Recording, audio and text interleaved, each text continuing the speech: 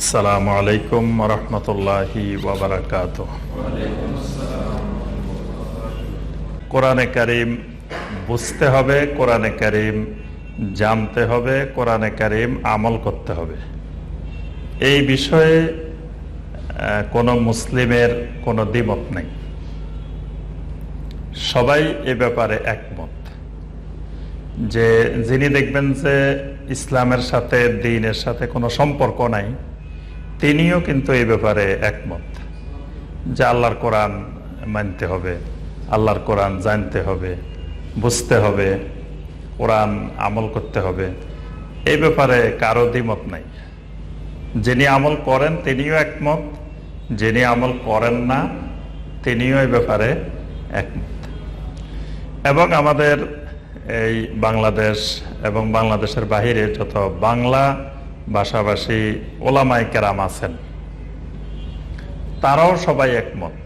বাংলা ভাষাভাষী ওলামায়ে কেরাম বিভিন্ন মত, বিভিন্ন পদ, বিভিন্ন চিন্তা চেতনার ওলামায়ে কেরাম আছেন, কিন্তু সবাই এই ব্যাপারে একমত যে কোরআন বুঝতে হবে, কোরআন জানতে হবে, কোরআন আমল করতে হবে।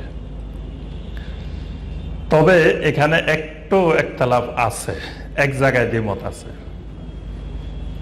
দ্বিমতটা হলো ওই জায়গায় যে আমাদের ওলামায়ে কেরাম বা সাধারণ জনগণ, তাদের সবার বক্তব্য কোরআন জানতে হবে, বুঝতে হবে, আমল করতে হবে। এখন একতলাফটা কোন জায়গায়?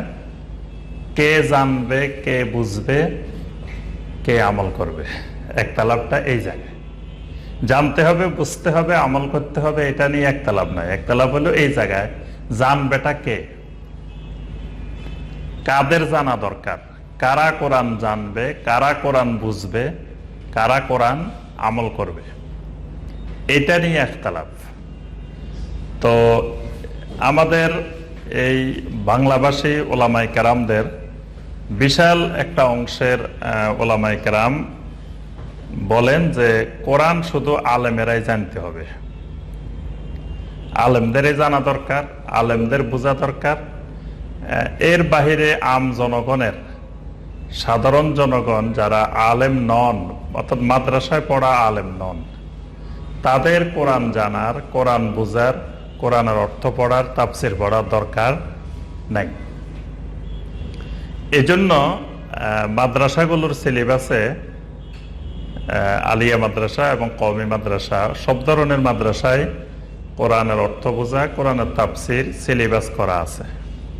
তাফসিরে জালালাইন মাদ্রাসাগুলোতে পড়ানো হয়, তাফসিরে কাশাফ, তাফসিরে বাইজাবি, এগুলো মাদ্রাসাগুলোতে পড়ানো হয়। যে একজন আলেম যিনি হবেন, তার দরকার যে তিনি কোরআন বুঝবেন, কোরআন অর্থ জানবেন, তাফসির পড়বেন, আর বোঝার পরে উনি যেটা বুঝতে পারছেন এটা জনগণকে বলবেন। জনগণ কোরআন বুঝবে না, জনগণ উনাকে বুঝবে।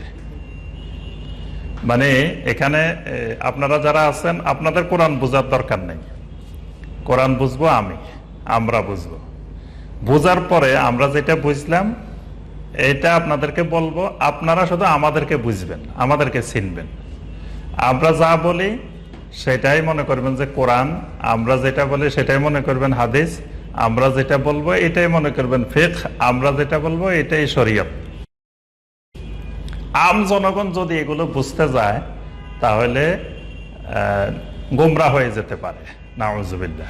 এইরকম কথাও আমাদের সম্মানিত ওলামায়ে কেরামদের মুখ থেকে শোনা যায় যে আম জনগণ, সাধারণ জনগণ যদি কোরআন বুঝতে যায়, কোরআনের অর্থ পড়ে, কোরআনের তাফসির পড়ে, তাহলে গোমরা হয়ে যাবে।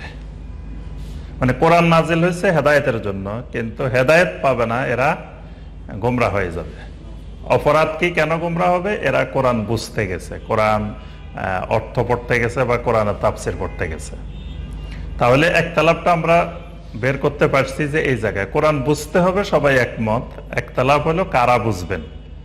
তাহলে বিশাল সংখ্যক আলেম এবং সাধারণ জনগণ, তাদের মত হলো যে কোরআন শুধু ওলামায়ে কেরাম বুঝবেন, বাকিদের বুঝার, অর্থ বুঝারও দরকার নাই, তাফসিরও দরকার নাই। এমনকি জনগণকে নিরুৎসাহিত করে এটাও বলা হয় যে কোরআনের তাফসির বুঝতে হইলে যে 14 প্রকারের এলেম থাকতে হয়। আপনার মধ্যে কয় প্রকারের এলেম আছে?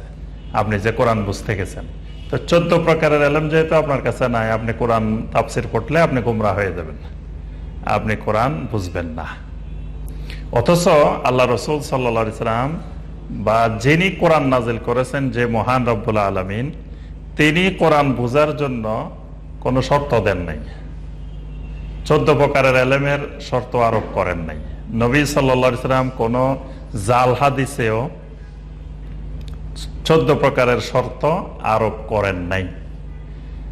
কিন্তু আমরা বাংলাদেশে 14 রকমের এলমের সাবজেক্টের শর্ত আরোপ করে আম জনগণকে কোরআন বিমুখ, কোরআন থেকে দূরে রাখার চেষ্টা করে যাচ্ছি।